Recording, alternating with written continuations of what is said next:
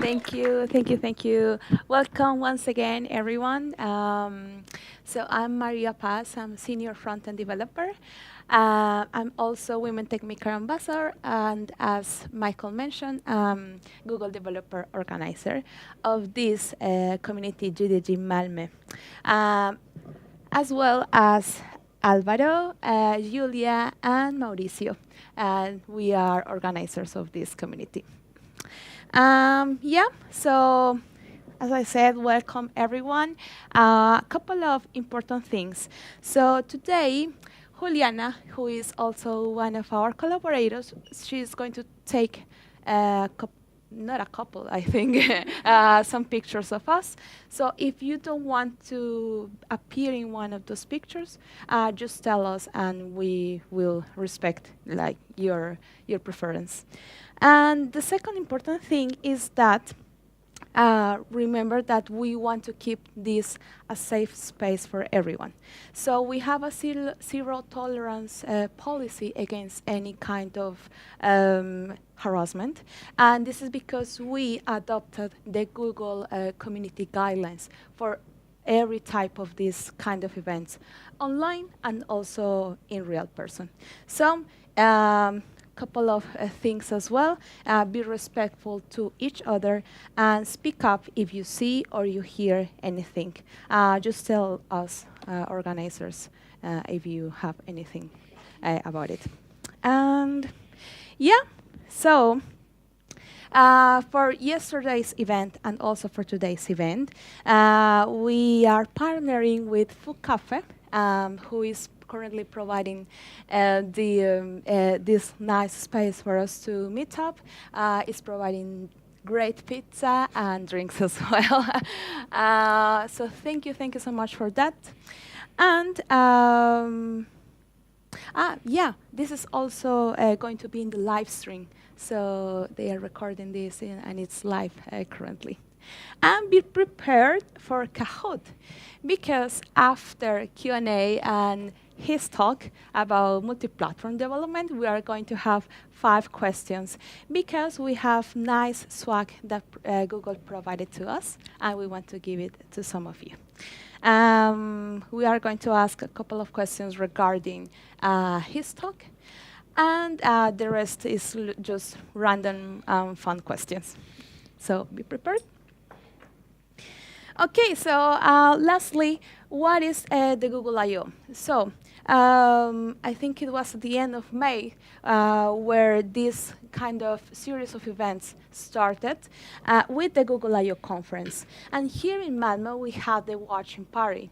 This event was mainly for them to release new updates, new features, and of course, we heard a lot about artificial intelligence, but also we started hearing about some interesting projects, like the one that we had in yesterday's meetup about Privacy Sandbox, as well as new updates in devices, in software, so on. And then we get together in Google I/O Connect in Amsterdam.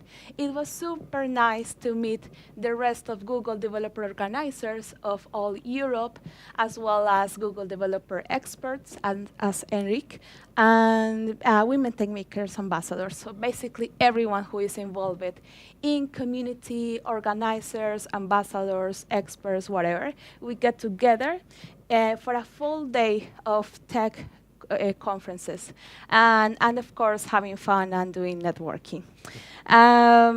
Because we as Google developer organizers, the idea is we attended to these tech talks and demo sessions, because after this Google I/O Connect, the idea is that as organizers, we create these spaces to get more in-depth and hands-on on the specific topics that we hear about in the Connect. So it's like 3 main conferences or events, and at the end, the idea is always get back to our local communities with exciting technologies. And yes, this has been like our journey as organizers during this summer. It has been super fun because as organizers, we have really nice technical skills and expertises. But we are also improving our public speaking skills as me. We are also trying to find new partners, sponsors for our events, and we are doing social media marketing, photograph work. So it's like, okay, beside your technical expertise, what else can you do, or what else can you give to the local community? So it's super nice to be here with this group of people doing things together. And yeah, so we have a Discord channel. The idea is that after all of these events, we go here online and start and keep the conversation going. Alvaro has been publishing a lot of articles about web technologies. We publish their new events, not only about our community, but related communities here in Skåne, in Denmark as well, in Copenhagen. So come and join us. Yeah. Yeah. All right. I don't want to delay this more, so let's give a warm welcome to Erik Hellman. He is a software engineer. He's going today to talk about the Android approach for multi-platform development. So welcome, Erik. Thank you. Now we're gonna do this switch as well. Let me take this. Yeah, if you take that one. Yes. Hi, everyone. How many want to bet if the switch of the computer will work first time? So let's get that one. No, other side.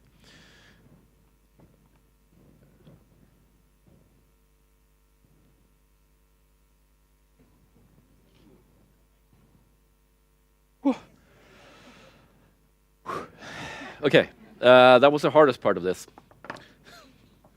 Yes, and now we have to get that full screen. Thank you. Yeah, so hi everyone. Let's see if I can find a place where I don't block the screen. Am I still visible in the? Yes. Yes, cool. Everyone can see the screen? Yes. Good. Hi everyone, I'm Erik. I've been working on software for a long time. Very long time. 25 plus years something. I've been working on Android also since the very, very beginning. I actually lived here in Malmö. I worked at Sony Mobile when that was a thing. And we developed the first Sony Android phones. That's like 2008 or something. So anyway, I've been a part of the whole Android community for a while. I'm one of these Google developer experts. You had another one here yesterday. And it's a nice thing there because you get like good information from Google before they release some things into the public, so we get to learn it, and then we can go to speak about it when it's released. Anyway, what we're going to talk about today is multi-platform, which is kind of a controversial thing when it comes to Android development because we usually don't like that. We think you should do it the Android way. But now we actually have something that's more interesting, and I'm going to talk about multi-platform in general. I'm going to show a little bit how the multi-platform thing works on the Android approach with Kotlin. Show a live demo. Keep your fingers crossed. And we'll take it from there. We'll see where we end up. So the question is always like, why do we want this? Why do we want multi-platform? What's the whole purpose of that thing? Is it really necessary? So let's go back a long time. So in the beginning, and I'm not talking the very beginning of computers, but we started with Windows. I realized I took the wrong logo, and we had a different logo at that time. But you know what I mean, right? Basically, all computers, all PCs had Windows. There were no smartphones, so we didn't have any apps there. So when you wanted to write a client application, you wrote it for Windows. That was the thing. And then the internet came, so we got like this web browsers. And suddenly, like, we developers had like 2 platforms they had to work with, 2 client platforms that mattered. Yes, there were always like the other Linux and Unix and stuff like that, but they were insignificant when it came to like the mass market. But browsers kind of changed that. So suddenly we had web browsers. Microsoft really didn't like that, so they made Internet Explorer. And now we had two different web, one that worked on Internet Explorer and one that worked on all the other browsers. And we still had the Windows applications. And Google, when they came, they were like, yeah, let's fix the web thing. So they made Chrome. That was nice, right? So now we have the Internet Explorer. We had to have all the patches for that one, and then we had the standard web, which was like Chrome. We also had Safari, which was kind of like coming up there, but was still like, yeah. So Apple was like, let's fix this. Let's make it more complicated. So they made iOS or iPhone. And suddenly we have a completely new type of application platform, which was like made everyone crazy. And you also used a language which was strange. Any iOS developers here? Yeah, you know what I mean. They fixed that since, but yeah. Anyway, Google again was like, oh, what happened here? What's wrong? So they gave us Android. And that worked out well. I mean, they have like 80% of the worldwide market now on smartphones, so that's fine, I guess. But yeah, the web was still broken at this time when it came. It was still Internet Explorer and then Chrome, but Chrome was gaining up, and then eventually Microsoft yielded. And meanwhile, on the back end, and I just pick a subset here, like the number of client platforms we have does not compare at all to how many variations we have on the back end. So the back end code can be written in anything. I just picked the things that I find interesting at the moment. Any Elixir developers? No. Really cool language. Nobody knows it. Yeah, but basically we got .NET, we got Java, we got Go, Python, we got Node. You know, we've got all these languages and platforms that are used on the back end. So you have a wide variety on the client platform. You have wide variety on the back ends. So as developers, we are like, okay. So, and then on top of that, we have different ways of communicating between the client and the platform. So you got GraphQL and OpenAPI, which is like REST. And then you got gRPC for those who wants to do some, I don't know. Anyway. It's nice. It has its use. So altogether, it's like, yeah, here are your platforms. Well, it's multiple platforms, right? So wouldn't it be nice if we solved this thing, made it possible to actually like write code that actually runs everywhere? Java promised us that, but that never really happened. And then JavaScript kind of does it, but it doesn't really do it well. So there is a lot of confusion here. Anyway, regardless of what you do, if you pick one, you can probably write it for many platforms. There are always tools. So is multi-platform development in one language, is it the solution to everything? That's the big question. We've been trying different solutions for this for years. And there have been different ways to solve this. So who here does, well, I should have asked this in the beginning. So how many of you are doing smartphone apps? About a third there. And front-end developers? A few of you back-end developers? What was the rest of you doing? Okay, yeah, so that basically like that. So, interesting, what are the rest of you doing? Yeah, project managers trying to figure out what you're all doing. So multi-platform, first there is one thing is like code sharing. How can we share code between the different teams? Can the iOS and Android developers share code so we maximize the code reuse, make it everything easier for the QA teams to do and stuff like that. We share code. Yeah, so code sharing, right? Nice. That's nice. We like that. As developers, we like to take someone else's code because that probably works because mine never does. Then we have the estimations, like time to market. It's great, like that. We want to have the code out faster. Would multi-platform help us there? What do you think? Would multi-platform help us to get a product to market quicker? Yeah, so I usually take this. If it takes one chef, one cook, to prepare a meal in 1 hour, how fast can 5 chefs prepare 5 meals? Still 1 hour, right? Yeah. Same thing. It's actually probably a little bit longer because there are always like weird quirks you have to do on each platform.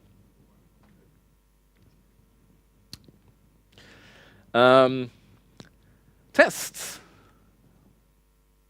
Well, now it becomes interesting. What if you only need to write tests once? That would cut some time, right? So here's actually a very interesting thing. The code sharing, that's nice for us because we can blame someone else when things go wrong. But what if QA only needs to do tests once? What if you only need to write unit tests once for the business logic, for some of the logic? That's actually more valuable. This is probably the most valuable of these three. So testing will become much easier if we can share code as much as possible between the different platforms. Checking time here. Okay, so how would we do this? So who here has done any cross-platform development on iOS and Android before, like React Native or what, Flutter? So Flutter and Xamarin? Oh. Same. Anyone else? PhoneGap. Oh. Cool. Yeah, so there's variations of this. So every software architecture looks like this. And sometimes you rename it, and sometimes you put another box here in the middle. But pretty much every single software architecture out there that works with like backend and clients and stuff like that has this kind of approach. You have a layered approach. So you have the view, you got your business logic, and you got your data. And the data is either written to a database or to a backend service. And then the backend service also has something they call a view, and then a controller, and then a database, stuff like that. And yeah, so it's pretty much, it's repeatable, and it's like turtles all the way down. So it's the same pattern if you look it up at a high level and on a low level. Which is nice, because that means we could probably reuse stuff between here, right? So this part here, this is the user interface that runs on top of a device. It either like this, like an Android phone or an iOS phone, iPhone, iOS phone, iPhone, or a browser, or a desktop application, or something else. Anyway, it varies. The form factor varies. It could be a landscape or portrait mode. It could be a large screen. It could be TV that you use your remote control for. It can be a desktop application where you use a mouse and a keyboard, or smartphone. So it's very different things. It's very complicated to work with these things. And you also got a life cycle, application life cycle that varies between different operating systems a lot. So yeah, that one is complicated. This one, business logic, is usually the same. You want the same business logic behavior on all your platform, right? If the user wants to buy a movie in like whatever movie application, it should work the same way. The whole process should behave the same way. So that one should be the same. We should focus here, right? And the same thing with data. The data is the same throughout the application. Despite this, we keep repeating, rewriting the data, the DTO, the data transfer objects in each language for each platform, although they are the same across your domain. So we should focus here, because here is the thing we gain. Here, complicated. Despite this, because you all agree on this, right? It's basically, it's like we should put focus here on each platform. This is where we should specialize. This is where we should reuse. Despite this, the majority of the cross-platform frameworks we have, Flutter, Xamarin, React Native. React Native is huge. It's very big. It focuses almost entirely on this part. You write the UI once, and you hope it behaves the same way on all platforms. And we know it don't. And we know there are performance issues here because you layer stuff on top. So UI is something also, if you have a bad UI performance, you lose users. So there's real money getting lost because you decided to cut corners. You can get it good enough. And I usually say that if your application could work out of the box as a regular web application, it can probably function as a cross-platform in one of these three solutions very well. But once it gets more complicated, once you start acting like communicating with hardware, you have some complicated business logic, and you do some other like heavy-duty stuff, then it kind of like falls apart. So we've had this opportunity on this layer for a long time. C++. Yay. Super good language. Everybody loves that one. Anyone here who still does C++? Yeah. I'm sorry. No, it's seriously, it's a good language. It survived for so long, and it's actually, if you write it in the modern part, it's actually not that bad. But famous C++ code that runs like the whole Spotify business logic runs on C++, for instance, reused between the platforms. Up-and-coming thing is Rust. iOS developers are very happy about using Rust and would like cross-platform be done in Rust instead. I love Rust. It's cool. It's really cool. It's also very complicated unless you worked with like something like C or C++ before, so it's hard. And then we have Kotlin, which we're going to talk about more in a minute. Awesome. And then there is another cross-platform approach, which like goes halfway, and that's usually like one of these. We already mentioned the GraphQL. You can take GraphQL, you take your schema, and you generate your code for your platform, so you don't have to write that yourself. So you get all your data transfer object, you get all your queries and everything regenerated for you, and then you just plug it into your platform. You still have to write the business logic, but at least the fetching and the querying of the data is there. So if you can move more of the business logic to your server, yeah, you save some time. I hate GraphQL. It's kind of like, I hate it with a passion. That's a different topic. OpenAPI, well, REST, same thing there. You can take, if you have an OpenAPI specification for your API, you can generate code from that one. Kind of works, usually not. And then we got gRPC, which is basically you write a schema and you generate code for server and client. That one works, not so well for front end. And it also has its quirks sometimes. But either way, there are solutions here, but these focus more on fetching data and how to communicate with your backend. It doesn't really solve the business logic part. Now, so this one is what we're going to focus on, the Kotlin Multiplatform. So who here writes code in Kotlin? A couple of you. I'm going to make a very brief introduction to Kotlin, why it's such a great language. You guys already know it. Here. So Kotlin has been around for a while. It was created by JetBrains, the guys who make the IntelliJ IDEA. They also make the ReSharper tool, which, and what's the variant of IntelliJ for C#? Anyway, there is a variant. Probably. I don't know. Don't do C# anymore. Anyway, so it was a language they created when they saw they wanted something better than Java. Java had kind of got stuck at that point. They looked at other languages. They looked at C# and see, can we use that? And they decided they want something even better. So they created Kotlin. Kotlin is named after an island outside St. Petersburg, I think. It was actually, sorry? Yeah. It's actually, we built the fortress there. Sweden built the fortress. We would like the island back now.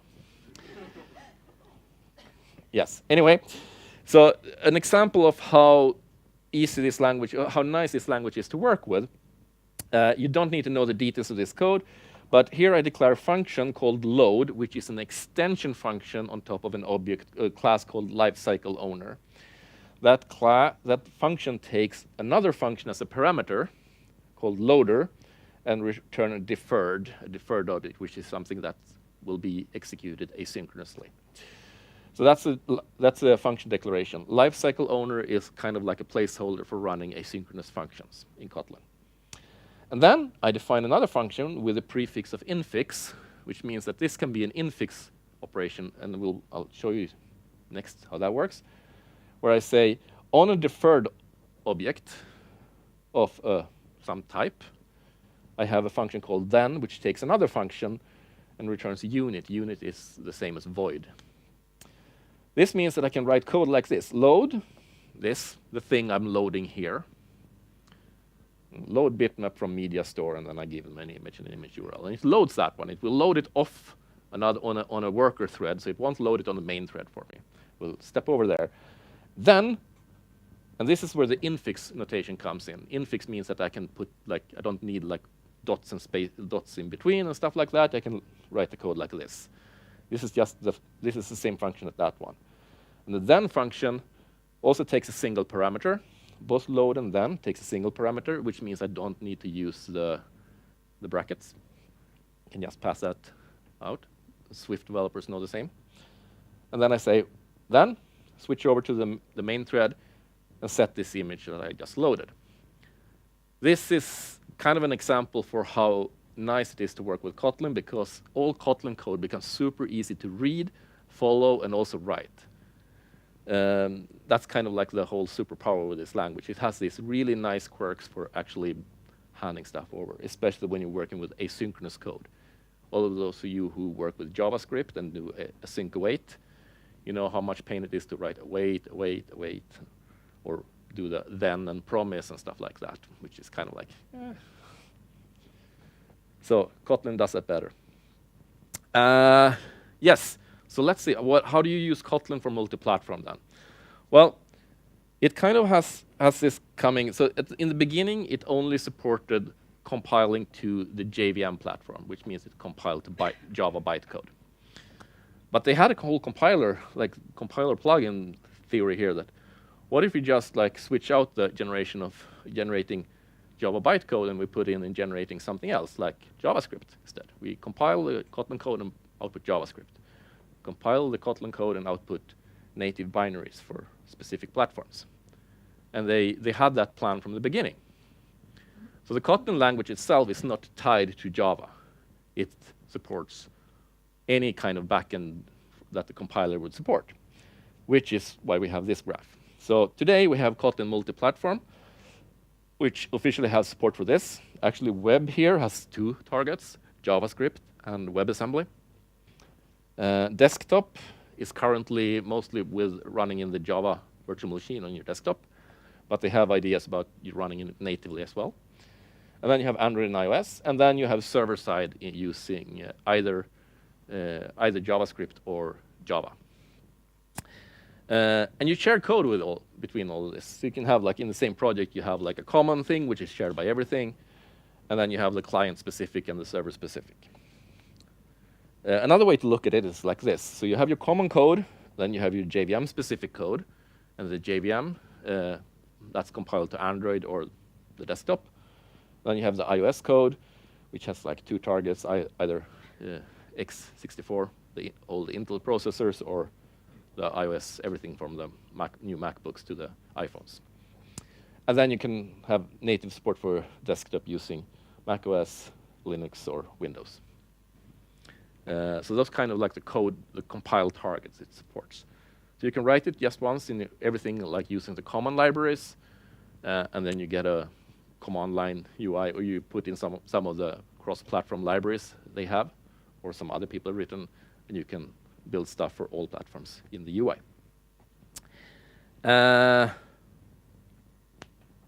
So another way to look at this is like this. So you can go Kotlin all the way, and you can use Compose, which you have from you do on Android today. You can write Compose both for iOS and for desktop. I'm gonna show a live demo of that later if the demo gods are willing. And you can also do what I think is the most interesting thing is you cut out the UI, as you go back to what I've talked about in the beginning. You say the UI is specifically implemented on each platform using the best appropriate technology there. So you use Swift UI for iOS, you use Compose for Android, and you use JavaScript on in your browser, React or whatever. And then, so that's one approach. But the most common approach at the moment, because all of this is kind of new, is that you start sharing logic between your different teams.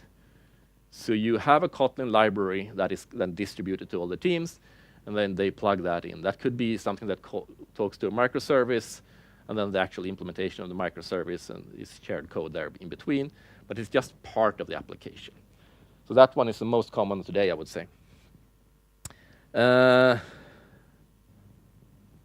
So how does it work? Like, okay, we'll focus on iOS and Android. So between Kotlin and Swift, basically. So how would it work if I wanted to get interoperability here? So it adds another keyword to Kotlin called expect and actual.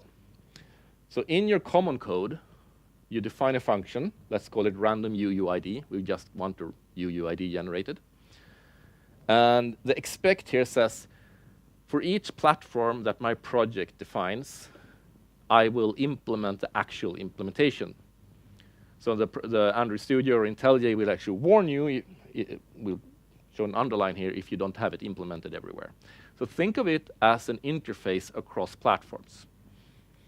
So when you actually implement this then, what you do then in the iOS part, you say, we take the same function declaration and we add actual in front of it. This is the actual implementation of that function.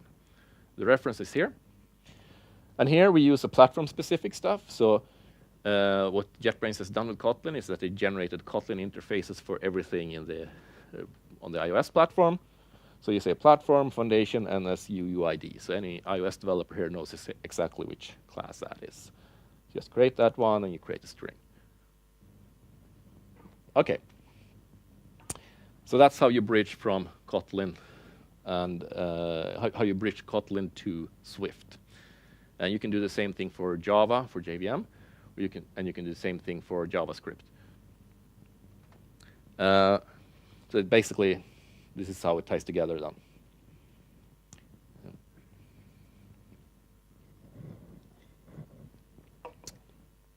Now, many times when you do cross-platform, so like what React Native and Flutter does is that they set up a little messaging channel, and you send messages between the Flutter or React Native side to the native side for each platform.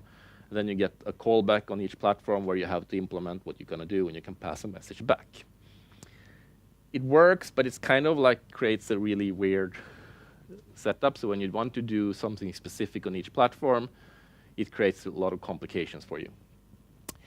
But for Kotlin Multiplatform, they solved it much better, in a way, I would say. So from calling something from in Swift that calls calling Swift from Kotlin at first, like calling that way. Let's look at that.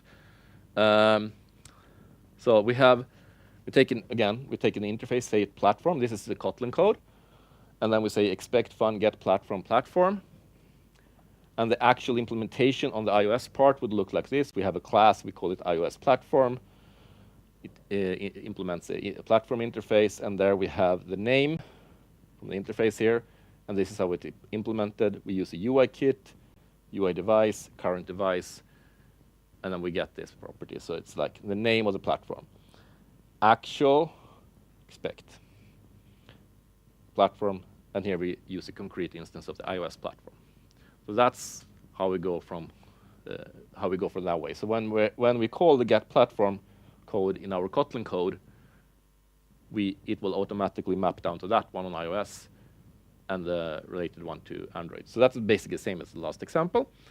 Now the more interesting part is calling Kotlin from Swift. So you go from the UI part on iOS and down to the Kotlin shared library. So what you have a Kotlin function. It looks like this. This is a higher order function. The function name foo. It takes another function as a parameter and does something with that. Doesn't matter what. It's just here for example. The Swift representation that will be generated when you build your library and you import this into your Xcode project looks like this. Func, foo, that's a block, and it maps int to Kotlin int. There is utility functions for mapping between the int32 and the Kotlin int as well, so that comes naturally. And then you say Kotlin unit, which maps to void. And then you can call this in Swift in the same way. You can use the same nice single argument method operation here, and you return a Kotlin unit. So you can call your Kotlin code directly from Swift without a problem. There are lots of tweaks you can do to guide the compiler how to expose this to your Swift UI. But this is basically how it works. It works out of the box most of the time. Now, coroutines is the Kotlin way of doing asynchronous functions. If you do JavaScript, you have async await or promises. If you have Swift, you have also async await. C# developers have async await. Java will get async await some years in the future. Anyway, so Kotlin coroutines define async await functions as suspend. So if you're a Java developer, it would say async here instead. Basically the same.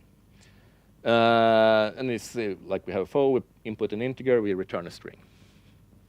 Now, that will also map over to Swift in the following way. You have the function that you will be exposed to you will be foo, and then it has a sync keyword in its declaration, and then you can just call await foo like that. So you don't need to convert it into a Swift async await method or something like that. That is done by you by the Kotlin compiler. Project setup. How does this work? Well, you have to use Android Studio or IntelliJ.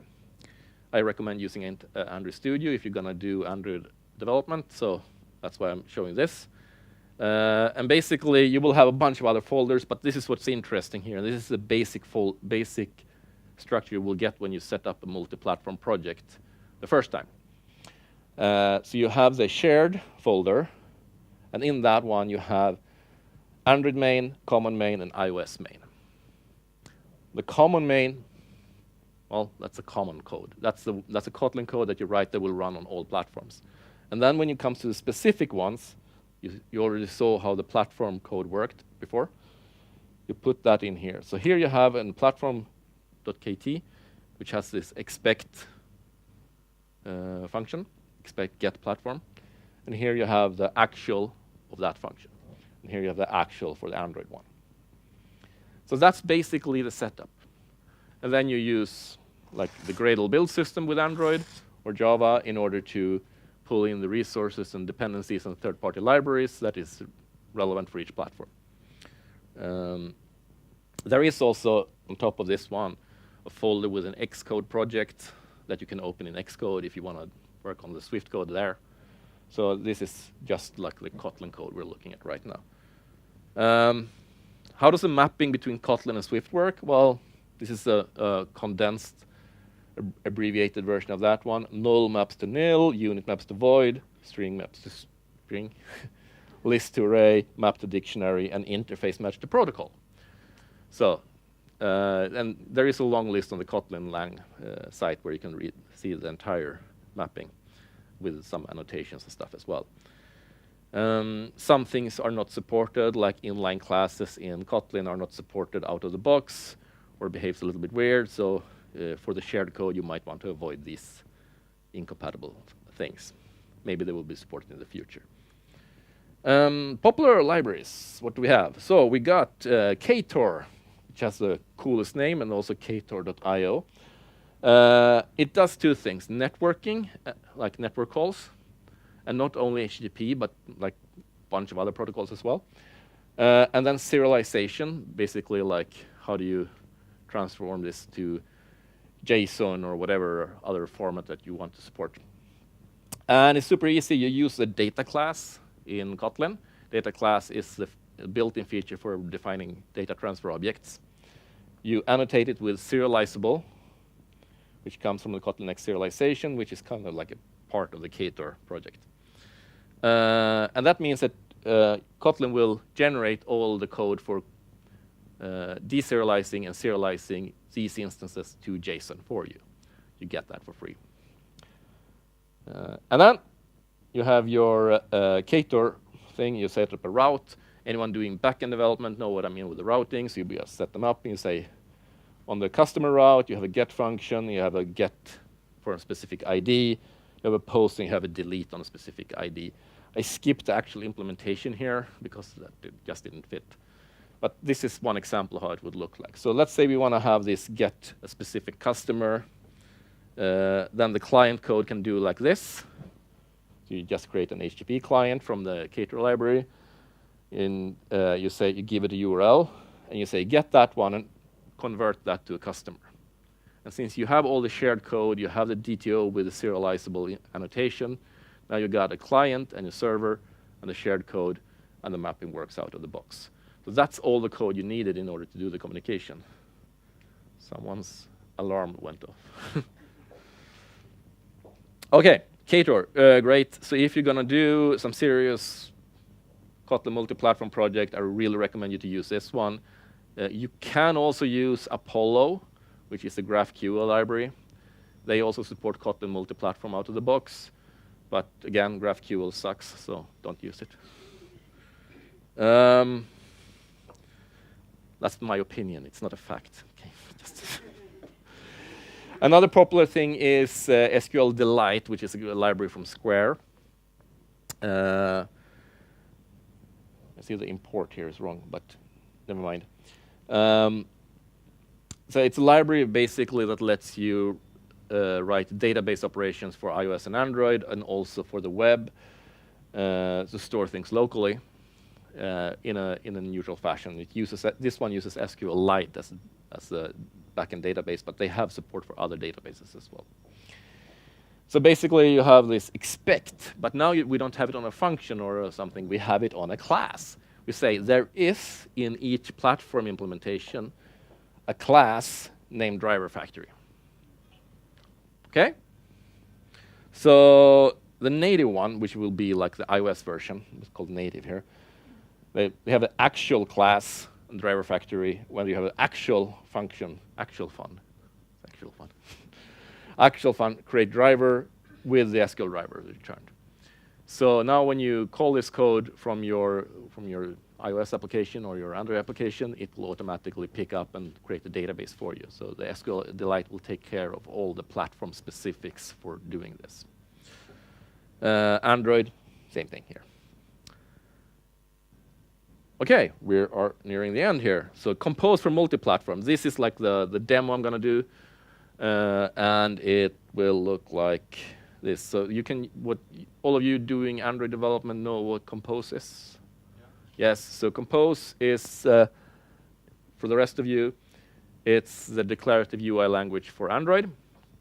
A funny thing, one of the guys who was designing this used to work on React in the very beginning, so that's why there is very much similarities to how React work when you think about it a little bit. It has these side effects and use effect and stuff like that, but it's called different things.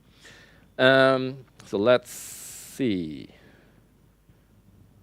I got the ringing alarm in the background here. Yes.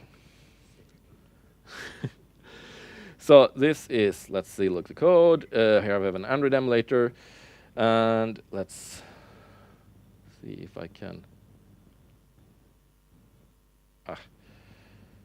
So I have a desktop app, I have an Android app, I have a JS app, and there's there's an iOS app as well. So let's look at the project view instead. It's a little bit small to read maybe, but let's look at the shared one, where I have the common Kotlin code. And here I have what you know here is a composable. So this is shared code that is used on all the platforms that I support. And then, let's say iOS main.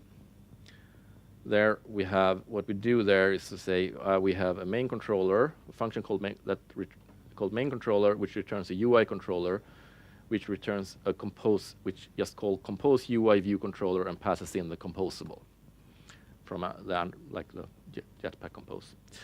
So yeah, so that one works. So let's start with the Android app because that's easy, and I got the emulator running already.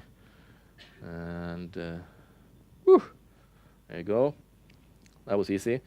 So you got a, oh yeah. What are the chances? Well, it's actually 1 in 8. But so I also let's switch over to run the iOS app. And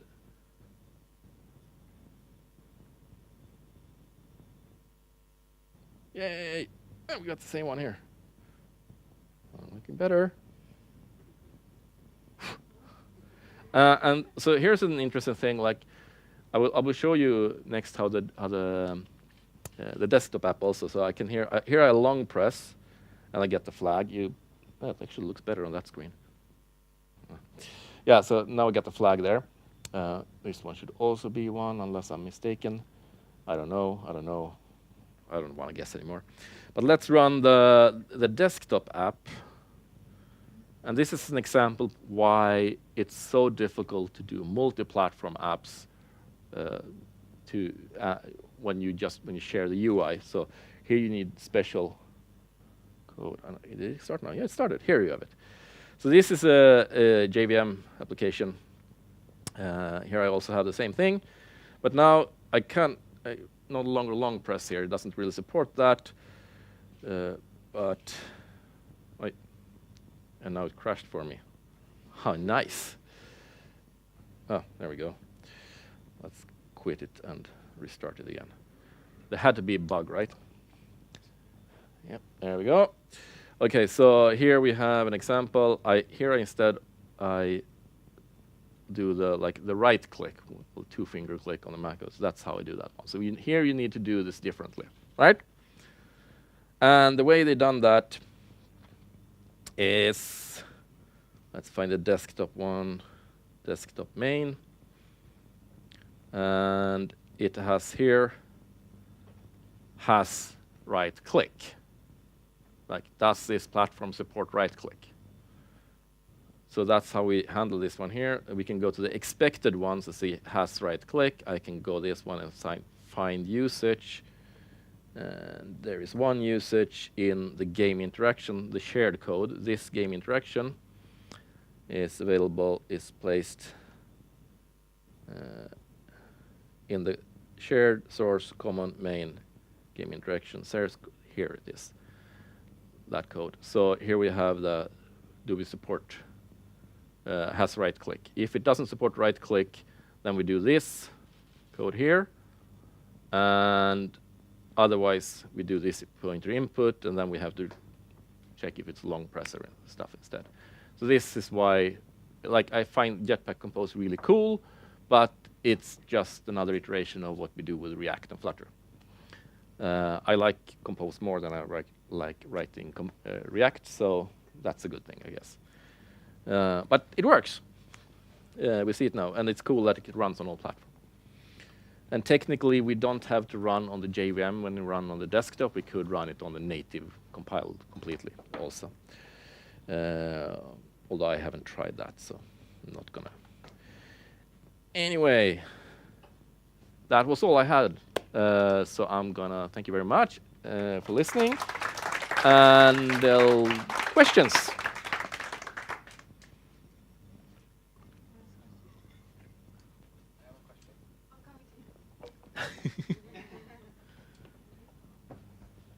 Yes. So we are actually using KMP at the moment, and one of the most frustrating things when you do iOS is the conversion between the Kotlin unit and Kotlin int. Why we always have to convert it to the same int, like int32? Yeah. Why isn't it just int32? Because it's not only iOS they are targeting. They are targeting other platforms as well. So they have to have something intermediate. But I think that they are working on those things as well. It will be easier. I think they talked about that at Kotlin Conf. So I would check out what's up and coming. I mean, they're very good at improving the thing. But yes, that is annoying. I agree with you.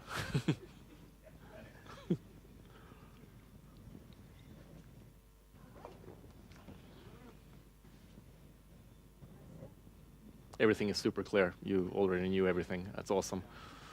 I knew I had a great audience. It's kind of I don't know, Xamarin developer, but it's kind of the same approach. No. So this is a good thing. Good thing that you're saying. It's not the Xamarin approach. We're doing the bottom up instead. So the focus is on sharing code on the business level, business logic level, and data level, not on the UI level. Xamarin is UI focused. Yeah. I worked with Xamarin like 10 I haven't worked with Xamarin like for 6 years, but when I used to, they have two approaches. The one that you mentioned, that is the wrong one that Microsoft wants us to work with, and they want the other one that was you share business logic and data layers, and then you write native code in both, but it was in C#. Yeah. Weird, but worked. You still wrote in C#, so it's. Still wrote in C#. That was the They didn't. So yes. So the thing is, they had. They tried to do that one, but they couldn't really translate it because I remember this thing as well. You still wrote all the Android code like, but you use C# instead of Java. Yeah, exactly. So it was horrible in that way. It was horrible, but I have worked with Flutter, with React Native, with I think Xamarin so far. For Kotlin, maybe it was the one that works best. Only that I think Microsoft don't like to do things the right way. They were pushing the other bottom-up approach.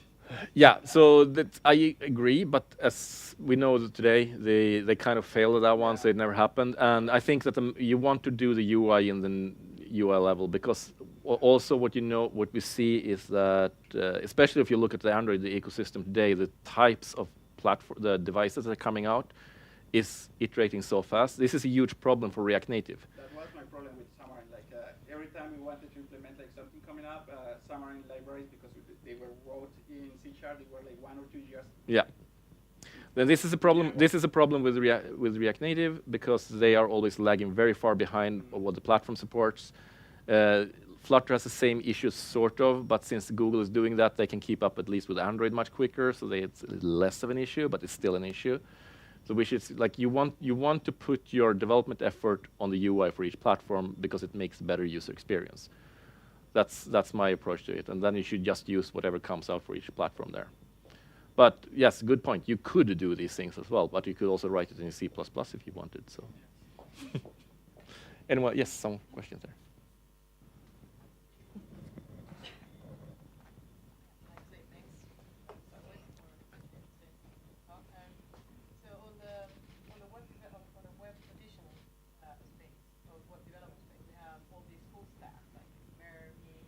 Mm-hmm. So I was wondering, in your opinion, in your experience, what would be some sort of like full stack development in the mobile space? Like we have Flutter, we have Swift, and then we have Link. What would you think would be like the whole full stack? Yeah. So the full. What would be the full stack? So we don't have full stack on mobile, and it's a very clear reason why. Because phones are disconnected.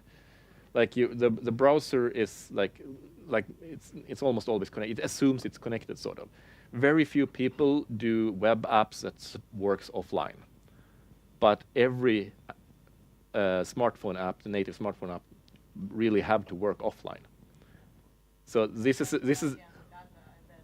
exactly. So we cache the data. So mobile smartphone app developers they try to cache data locally much more than when a React developer doing full stack, they just assume they have a working network connection. That's how I see it. So we never talk about full stack in that sense. And I don't think it's a good thing to do because you really should start thinking about offline web apps because it also speeds up user experience when you launch the app again. So yeah, that's the answer. No, there isn't any.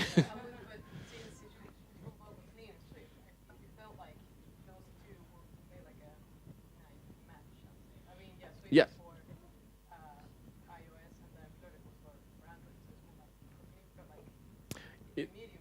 So Kotlin would be, you could do everything in Kotlin now, all the way up to the UI. You can do it up to the UI level, and then you use Kotlin for Android and Swift for UI for iOS. But you're still just on the device. We don't talking backend here. So that's why I'm not saying full stack. So that's the full stack would be that we also have server-side implementation that we are always connected to. I mean, yes, phones are usually connected, but we don't really think of full stack on the mobile space. You also mentioned the data. Mm-hmm. To some extent, even in the phone, Oh yeah. So I mean, this is what I said. Every architecture looks like that. You have the data, you have the business logic, and you have the view. And if you scale it up, you have like the view, which is the client, and then you have the business logic, which is the controllers on your backend, and then you have the database. So it's just a scaled up architecture in that place. But yeah.